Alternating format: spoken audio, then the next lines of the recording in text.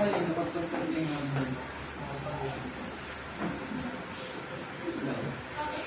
yo, yo! What's up mga kaklase? Welcome sa Market Moguls Show, kung saan kahit tungkol sa ekonomiya, hindi kayo maiinip. Ang ating tungkol or topic natin ay tungkol sa oligopoly. O ha, para siyang monopoly pero mas intense. Kasama natin ngayon si Charilyn Merano na kung saan siya ay isang businesswoman na guro na mas matalino pa sa calculator daw. Ay, salamat naman, Miss Laika. Kasama natin, hindi naman ako kasi talino ng calculator. And kasama namin ngayon ang aking business partner. Ayan. Magandang umaga, Miss Charlie. Magandang umaga, Miss Laika. Ano nga ba ang tungkol sa oligopoly? So, ano nga ba yung tinatawag natin oligopoly?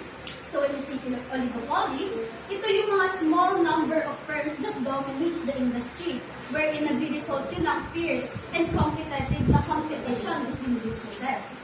Ay, parang elaborate ko lang pala. Kukunti lang ang choices. Okay! Pero, ulit tayo. Ano nga ba ang mga example ng oligopoly, ma'am? So, ano nga ba yung mga favorite mo na kape, Miss Laika? Alam niyo, Starbucks. Paborito ko yan. So, ayan, yung mga Starbucks, Dunkin'. So, yun yung mga sikat na kape na hinihinom natin.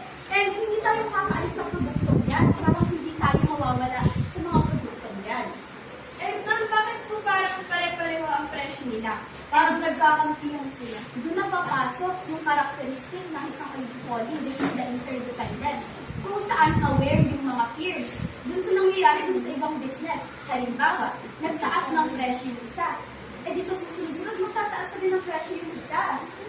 Yes. So, parang nagtadahan po ng negosyo. Pag nag-sales si Starbucks, magpapromo din si Dunkin' Donuts. Walang gustong ma-left behind, walang ma-left out. Eh, paano naman po yung mga bagong brand? May chance po ba sila? May chance pa nga ba? So, may chance pa ba ang mga brand na nagsisimula pa lang?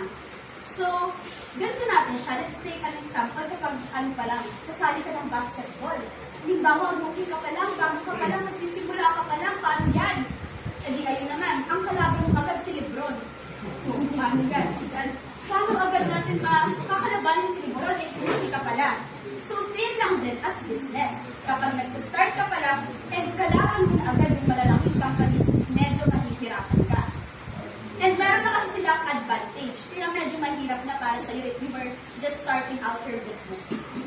Muli magbabalik ang ating show. Maya-maya lang. Moguli.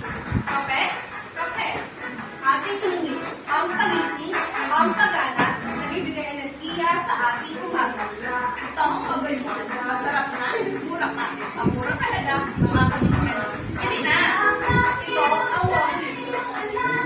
Ating masarap, malinamnam, makinis sa sarap. Ayan! Balikan natin muli sila. Ano po ba yung product na ino-offer nyo? Ito ang product namin. Kristal. Ate Kristal, patas daw. Ay aming inaasahan na kayang makipagsabayan sa mga malalaking brands na aming magiging kakompetent. Dahil ito ang mga structure, marketing strategy na aming ito. Okay, starting ang aming market structure strategy, the advertising and promotion. Siyempre, sa isang business, we need an advertising para ma-promote yung product natin, para malaman nila, para makilala at tumatak sa kanila. The next one is innovation. Of course, it was important kasi if you are one of the entrepreneurs, dapat kailangan mag-innovate, maalam kang mag-create, and magbigay ng ideas. Siyempre, kailangan mong hanapin yung mga problema or magbigay ka ng solusyon sa mga problema.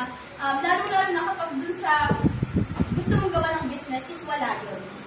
And then the next one is the product differentiation. The product differentiation is ito yung bang na ginagawa nila. Gumagawa sila ng mga makabagong produkto na unique na wala sa iba para maging kakaiba sila sa iba pang mga other brands. And nagiging ano ito, na-reduce nito yung price sensitivity.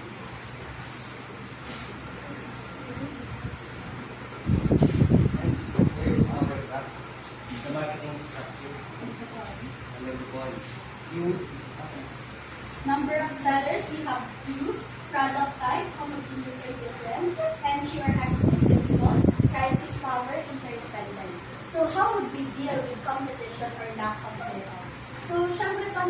natin ma-overcome yung competition between businesses? Paano ba tayo makikipagsabayan? Siyempre, we need this strategy. Kailangan natin magbuo ng strategy or process para makipagsabayan. Kailangan natin ng advertising, promotion, product differentiation, and also the innovation para mag-stand out yung business natin and makaka-attract pa ng customer. Maraming salamat, Ms. Caroline and Mr. Vice Villate, sa pag-present ng inyong product. Hanggang sa susunod na tambayan, dito lang sa Market Mogul Show, kapag ekonomiya, huwag seryoso masyado. Chill lang, pero may natutunan. Thank you.